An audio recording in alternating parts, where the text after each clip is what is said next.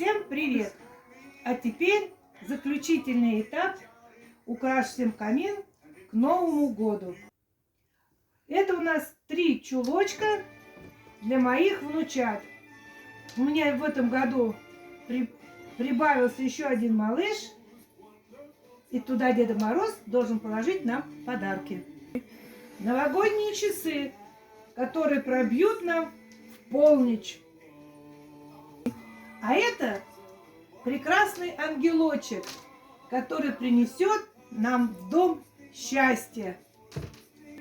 А это гном, который следит весь год за поведением наших деток. 3. И парочка наша Деда Мороза. И чтобы Дедушке Морозу не было скучно, мы ему посадим снеговика. 3. И снеговичок еще один, пуховичок. Надеюсь, что он не растает, когда будет включаться камин.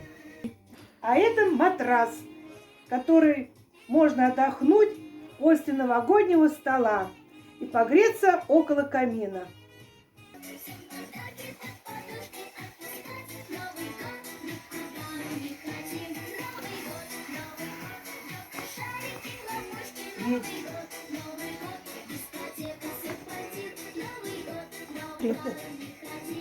Раз, два, три, елка, гори!